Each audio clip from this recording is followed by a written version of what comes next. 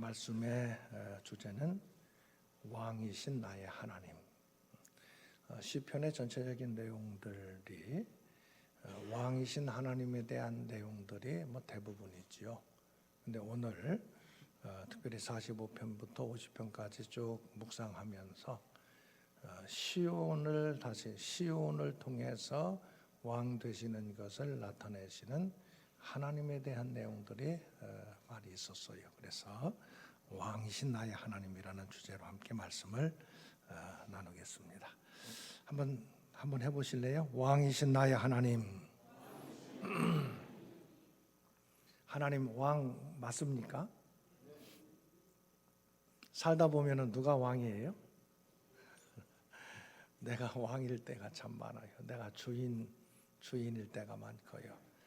믿음의 사람이라는 게 한 방에 다 그렇게 할 수는 없겠지만 끊임없이 내가 왕 되는 자리, 왕 되려고 하는 자리, 내가 주인 되려고 하는 그 모습을 하나하나 내려놓으면서 하나님이 주인이십니다. 하나님께서 왕이십니다. 이것을 더 많이 고백하며 살아가는 모습이 믿음의 삶의 모습이다. 그런 생각들을 해봐요. 자, 오늘 45편에서는 왕의 결혼식을 축하하는 그런 내용이에요. 왕의 결혼식을 축하하면서 궁극적으로 이 왕의 결혼식은 성경적으로 보면은 우리 주님 예수 그리스도, 신랑 되신 예수 그리스도와 또 신부인 교회는 성도들을 얘기하잖아요. 그래서 신부인 교회의 결혼을 축하하는 내용으로 이렇게 우리가 생각하면 될 것 같습니다. 자, 왕의 결혼을 축하하는 이 모습인데요. 먼저 신랑에 대해서 2절 45편 2절을 같이 한번 봉독하겠습니다. 왕은 사람들보다 아름다워 은혜를 입술에 머금으니 그러므로 하나님이 왕에게 영원히 복을 주시도다. 이 왕의 결혼식이니까 얼마나 지금 왕이 아름다운 모습으로 나타났겠습니까? 그것을 지금 노래하는 모습이 45편 2절에 나오는 내용이에요. 자, 8절부터 11절까지 또 왕의 아름다움을 같이 한번 노래하고 있는 내용인데요. 8절부터 11절 봉독합니다. 왕의 모든 옷은 몰약과 침향과 육개 향기가 있으며 상하궁에서 나오는 현악은 왕을 즐겁게 하도다. 왕을 가까이 하는 여인들 중에는 왕들의 딸이 있으며 왕후는 오벨의 금으로 꾸미고 왕의 오른쪽에 서도다. 딸이여 듣고 보고 귀를 기울일지어다. 내 백성과 내 아버지의 집을 잊어버릴지어다. 그리하면 왕이 내 아름다움을 사모하실지라. 그는 내 주인이시니 너는 그를 경배할지어다. 여기 왕과 결혼하는 신부, 아마 여기에서 이게 어느 왕이 결혼한 것인지는 몰라요. 모르지만 여기 보면은 내 아버지의 집을, 내 백성과 내 아버지의 집을 잊어버릴지어다. 이제 과거에 연연하지 말고 왕과 결혼해서 왕과 함께 복된 삶을 살기를 기원하고 노래하는 그러한 모습을 볼 수가 있어요. 그 다음에 15절부터 17절까지 다시 한번 봉독합니다. 그들은 기쁨과 즐거움으로 인도함을 받고 왕궁에 들어가리로다. 왕의 아들들은 왕의 조상들을 계승할 것이라. 왕이 그들로 온 세계의 군왕을 삼으리로다. 내가 왕의 이름을 만세에 기억하게 하리니 그러므로 만민이 왕을 영원히 찬송하리로다. 아멘. 왕 되신 우리 주님 예수 그리스도를 영원히 찬송할 수 있도록, 만민이 찬송할 수 있도록, 그리고 우리는 그리스도의 영적인 신부로서 기쁨과 즐거움의 삶을 고백할 수 있도록 그러한 모습을 가지고 그런 시편 45편을 읽으면 왕의 결혼식을 어떻게 축하하고 있는가, 또 그 자리에 나는 어떤 모습으로 삶을 살고 있는가, 그런 것들을 묵상할 수 있는 그런 내용이 되겠습니다. 자, 46편부터는요 시온과 연결된 내용들이 나오고 있어요. 시온은 예루살렘을 둘러싸고 있는 산이 시온산이에요. 지금 가보면은 다 뭐 집들로 지어져 있어서 이게 산인지 뭔지 뭐 다 도시가 되어 있지만 구약 시대 당시에는 시온산이 병풍처럼 둘러서 있고, 그리고 예루살렘 성전을 지키는 그러한 모습으로 되어 있어서 이 시온은 예루살렘을 상징하고 있고 하나님의 집을 나타내는 표현이에요. 그래서 구약의 이 시온 하면은 이 신약 시대에는 교회를 나타내는 그러한 내용이다, 그렇게 볼 수가 있어요. 그래서 이 시온에 대해서 노래하는 시온을 보호하시는 하나님에 대해서 찬양하는 내용인데 46편 표제를 보면은 제목 고라자손의 시 그러면서 인도자를 따라 알라못에 맞춘 노래. 이 알라못은 여인, 높은 음으로 부르는 여인의 노래 또는 합창, 그런 뜻이에요. 높은 음으로. 그러니까 지금 이 46편은 여러분 높은 음 하면은 조금 전체적인 분위기가 좀 어둡겠어요, 밝겠어요? 아무래도 높은 음이니까 좀 밝은 그런 내용이 되겠지요. 자, 1절부터 먼저 46편 1절부터 3절 같이 봉독합니다. 하나님은 우리의 피난처시요 힘이시니 환난 중에 만날 큰 도움이시라.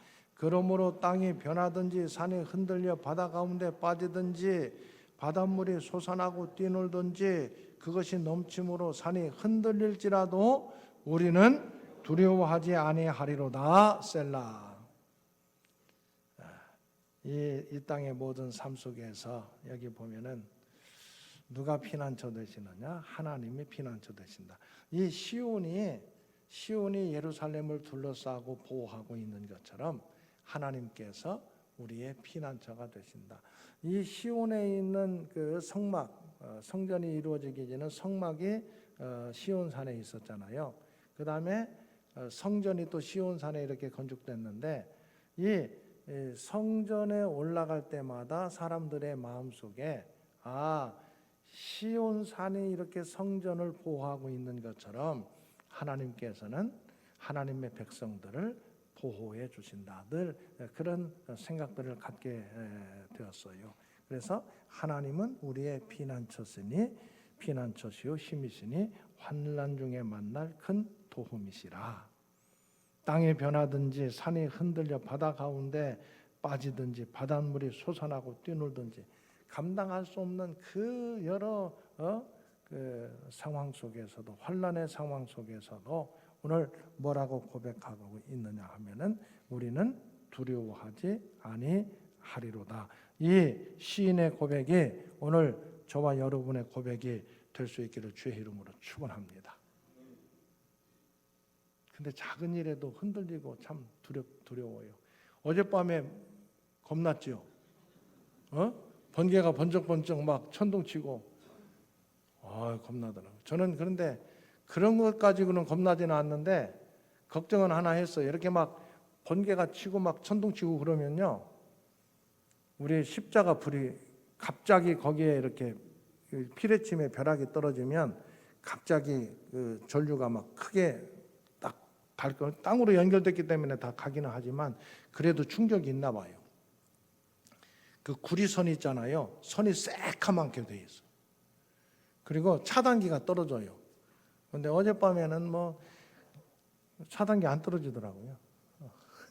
저는 오늘 주일 준비하면서 막 우르릉 꽝꽝 그러면은 십자가 불이 저거 차단기 떨어지면 안 되는데 그러면서 여러 번 쳐다봤는데 겁나죠? 여러분 우리 인생 삶 가운데서 여러 가지 일들을 만나요. 그때에 오늘 시인의 고백처럼 하나님은 나의 피난처가 되십니다. 한번 크게 한번 외치겠습니다. 하나님은 나의 피난처십니다. 아멘. 자, 그러면서 46편에 보면은 또 하나님께서 도우시기 때문에 승리한다는 것을 노래하고 있어요. 자, 7절부터 11절까지 같이 한번 봉독합니다. 만군의 여호와께서 우리와 함께 하시니 야곱의 하나님은 우리의 피난처시로다. 셀라. 와서 여호와의 행적을 볼지어다. 그가 땅을 황무지로 만드셨도다. 그가 땅 끝까지 전쟁을 쉬게 하시며 활을 꺾고 창을 끊으며 수레를 불사르시는도다. 이르시기를 너희는 가만히 있어 내가 하나님 됨을 알지어다. 내가 문 나라 중에서 높임을 받으리라. 내가 세계 중에서 높임을 받으리라 하시도다. 만군의 여호와께서 우리와 함께 하시니 야곱의 하나님은 우리의 피난처시로다. 셀라. 여기 보면은 특별히 8절에 보면은 와서 여호와의 행적을 볼지어다. 그가 땅을 뭘로 만드셨대요? 이건 어떤 땅을 황무지로 만드느냐? 하나님의 백성들을 대적하는 이방 세력들, 하나님께서 그들의 땅을 황무지가 되게 하셨다는 것은 전쟁에서 그들이 이겼다는 거예요? 패했다는 거예요? 패했다는 거예요. 하나님의 백성들을 보호해 주시고 하나님을 대적하는 무리들을 황무지로 만드셨다. 그렇게 말하면서 만군의 여호와께서 우리와 함께 하시니 야곱의 하나님은 우리의 피난처시로다.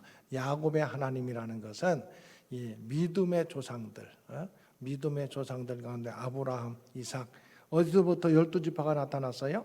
야곱에게서 12지파가 나타났기 때문에 믿음의 조상을 얘기할 때 아브라함도 얘기하고 이삭도 얘기하지만 이 하나님의 백성들이 많아지게 된 것을 의미할 때는 야곱의 하나님 이렇게 표현하는 것을 볼 수가 있어요.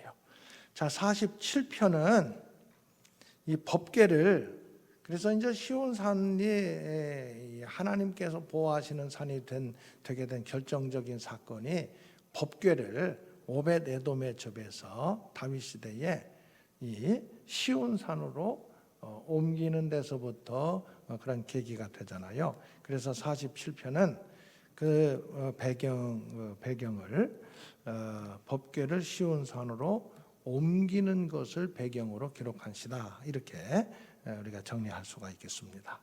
자, 시온산으로 지금 법궤를 옮기면서 막 다윗은 너무 좋아가지고 그래서 막 춤을 추다가 옷이 벗겨지는지도 모르고 막 춤을 췄다고 그랬잖아요. 자, 1절부터 한번 4절까지 다 같이 봉독합니다. 너희 만민들아 손바닥을 치고 즐거운 소리로 하나님께 외칠지어다. 지존하신 여호와는 두려우시고 온 땅에 큰 왕이 되심이로다.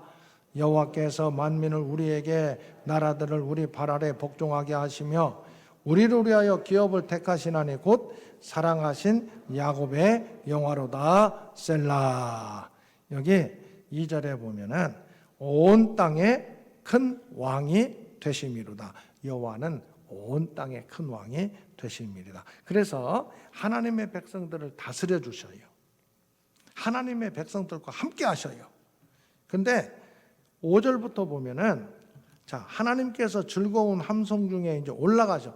법궤가 옮겨질 때는 법궤와 함께 하나님께서 시온산에 계시는 것으로 표현하고 있고, 이제 법궤를 다 옮긴 다음에는 물론 법궤는 하나님께서 함께 하시는 상징이지만 거기에만 계신 게 아니라 하나님께서 즐거운 함성 중에 이제는 어떻게 한대요? 올라가신대. 하늘 보좌로 올라가셔서 여호와께서 나팔 소리 중에 올라가시는데 그 하나님을 6절 보면 찬송하라, 하나님을 찬송하라, 찬송하라, 우리 왕을 찬송하라 그러면서 7절 봉독합니다. 하나님은 온 땅의 왕이심이라 지혜시로 찬송할지어다. 하나님은요, 나의 하나님이시지만 사실은 온 땅의 하나님 되신다는 것이 성경의 고백이에요. 온 땅에. 그래서 모든 백성들이 다 예수 그리스도를 믿는 믿음의 사람들이 될 수 있도록 우리가 기도하고 힘써야 된다 하는 것을 생각하게 합니다. 하나님은 온 땅의 왕이심이라 지혜시로 찬송할지어다. 여러분, 우리가 하나님을 찬양하는 믿음의 사람들 될 수 있기를 주의 이름으로 축원합니다. 온 땅이 다 하나님 앞에 나와서 하나님을 섬기는 그러한 땅 될 수 있도록. 그래 9절 보면은 문나라의 고관들의 모임이요 아브라함의 하나님의 백성이 되도다. 세상의 모든 방백은 하나님의 것이며 그는 높임을 받으시리로다. 세상의 모든 방백들도 하나님을 높여 하나님을 찬양할 수 있도록 되어야 할 것을 노래하고 있는 것이 시편 47편입니다. 그러면서 계속해서 48편에도 시온의 영광, 하나님께서 보호해 주시고 하나님께서 함께 하시는 시온의 영광을 노래하고 있어요. 자, 1절부터 3절 같이 봉독합니다. 여호와는 위대하시니 우리 하나님의 성 거룩한 산에서 극진히 찬양 받으시리로다. 터가 높고 아름다워 온 세계가 즐거워하며 큰 왕의 성 곧 북방에 있는 시온산이 그러하도다. 하나님이 그 여러 궁중에서 자기를 요새로 알리셨도다. 아멘. 그 시온, 하나님께서 함께 하시기 때문에 견고한 시온이라고 또 노래하고 있어요. 자, 8절 같이 봉독합니다. 우리가 들은 대로 만군의 여호와의 성, 우리 하나님의 성에서 보았나니 하나님이 이를 영원히 견고하게 하시리로다. 셀라. 하나님께서 함께 하시면 견고하게 될 줄로 믿습니다. 여기 시온에 대해서 이렇게 다시 노래하고 있는 것을 볼 수가 있어요. 그러면서 9절부터 보면은 하나님에 대해서, 하나님의 인자와 긍휼에 대해서 노래하고 있는데, 자, 같이 9절부터 봉독합니다. 하나님이여 우리가 주의 전 가운데에서 주의 인자하심을 생각하였나이다. 하나님이여 주의 이름과 같이 찬송도 땅끝까지 미쳤으며 주의 오른손에는 정의가 충만하였나이다. 주의 심판으로 말미암아 시온산은 기뻐하고 유다의 딸들은 즐거워할지어다. 너희는 시온을 돌면서 그곳을 둘러보고 그 망대들을 세워보라. 그의 성벽을 자세히 보고 그의 궁전을 살펴서 후대에 전하라. 이 하나님은 영원히 우리 하나님이시니 그가 우리를 죽을 때까지 인도하시리로다. 아멘. 하나님께서 보호하시는 그 모습은 견고하게 세워진다. 그렇게 하면서 하나님에 대해서 그렇게 견고하게 하시는, 여기 특별히 48편은 시온을 통한 하나님의 영광을 노래하는 그러한 내용이다. 오늘 우리 교회가 이런 하나님의 영광을 드러내며 하나님을 찬양할 수 있기를 주의 이름으로 축원합니다. 뿐만 아니라 하나님의 백성들의 삶의 자리에 하나님께서 함께하는 것을 경험하면서, 특별히 우리의 심령 가운데, 우리의 가정 속에 주님의 몸된 교회 위에 하나님께서 함께하시는 것을 경험하면서 하나님을 찬양하고 하나님을 높이는 믿음의 사람들 다 되시기를 주의 이름으로 축원합니다. 자, 49편에 가서 보면은 이 고라 자손의 시인데요. 49편은 세상의 것들이 아무리 번성하는 것 같더라도 그것은 한계가 있다. 결국은 허무할 수밖에 없다. 이것을 다시 한번 말씀하는 내용이에요. 자, 그래서 지혜를 가져야 된다. 먼저 얘기해요. 1절부터 4절 같이 묵독합니다. 뭇 백성들아 이를 들으라. 세상의 거민들아 모두 귀를 기울이라. 귀천 빈부를 막론하고 다 들을지어다. 내 입은 지혜를 말하겠고 내 마음은 명철을 작은 소리로 읊조리로다. 내가 비유로 내 귀를 기울이고 수금으로 나의 오묘한 말을 풀리로다. 그러면서 지혜, 이 지혜에 대해서 49편 말씀을, 지혜를 알아야 된다. 그걸 얘기해요. 그러면서 그 지혜에 대해서 또 뭐라고 얘기하느냐. 6절부터 보면은, 자, 6절부터 봉독하겠습니다. 자기의 재물을 의지하고 부유함을 자랑하는 자는 아무도 자기 형제를 구원하지 못하며 그를 위한 속전을 하나님께 바치지도 못할 것은 그들의 생명을 속량하는 값이 너무 엄청나서 영원히 마련하지 못할 것임이니라. 세상의 재물 가지고는 영혼을 구하는 일을 감당할 수 없다는 거예요. 그들의 생명을 속량할 수 없다는 거예요. 그래서 우리의 생명을 속량해 주신 분, 우리를 죄와 사망에서 우리의 모든 죄값을 대신 갚아 주실 수 있는 것은 세상의 재물이 아니라 오직 예수 그리스도의 십자가의 죽으심과 보혈이라는 것을 성경이 우리에게 말씀해 주고 있는 거예요. 사람이 하는 일이 아니라, 십자가의 사건은 사람의 사건이 아니라 하나님의 사건이다. 그렇게 우리에게 말씀해 주는 거예요. 사람의 것을 가지고는 아무리 많은 물질을 가지고도 그 생명을 속량할 수 없다.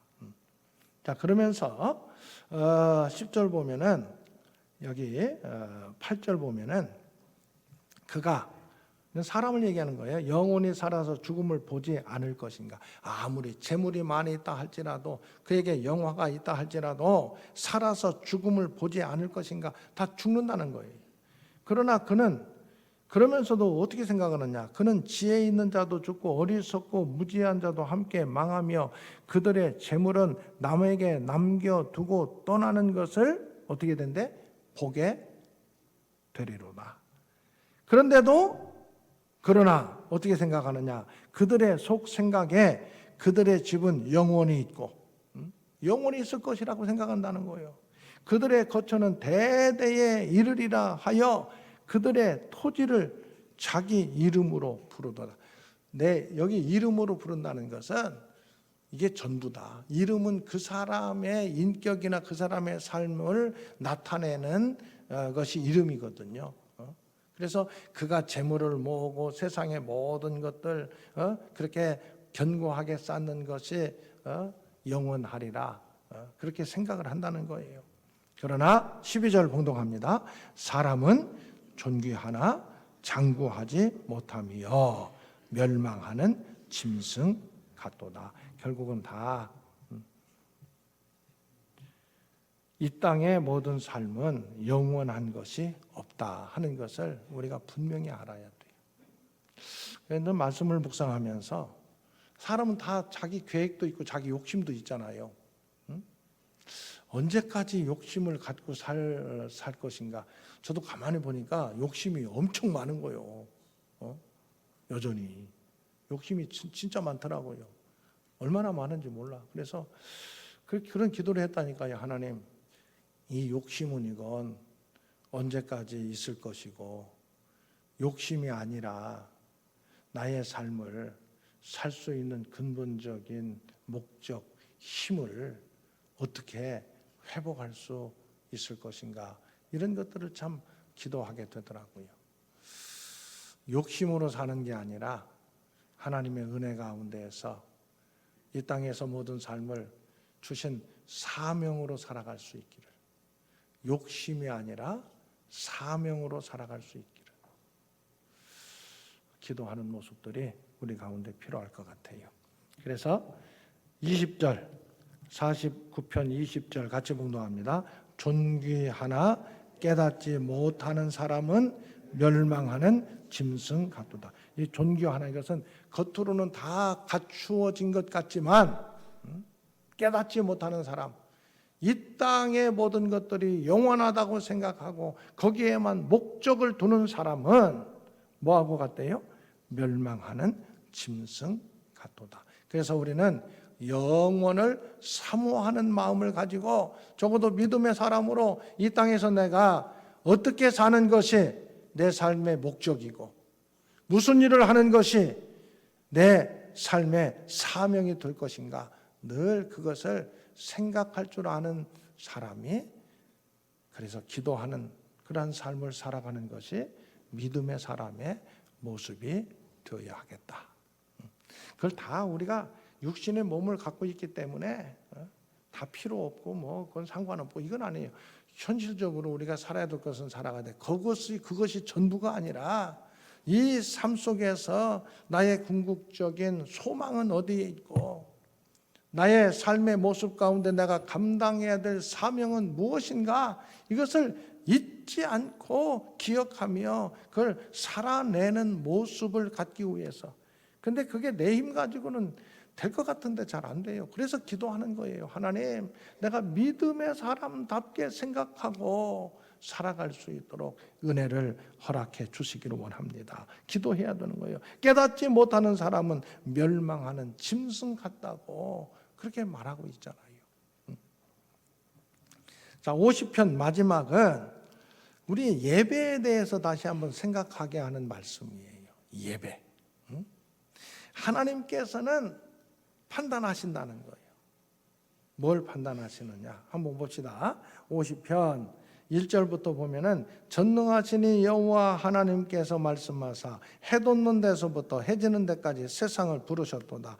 온전히 아름다운 시온에서 하나님의 빛을 비추셨도다. 우리 하나님이 오사 잠잠하지 아니하시니 그 앞에는 삼키는 불이 있고 그 사방에는 광풍이 불리로다. 하나님이 자기 백성을 판결하시려고 위 하늘과 아래 땅에 선포하여 이르시되 나의 성도들을 내 앞에 모으라.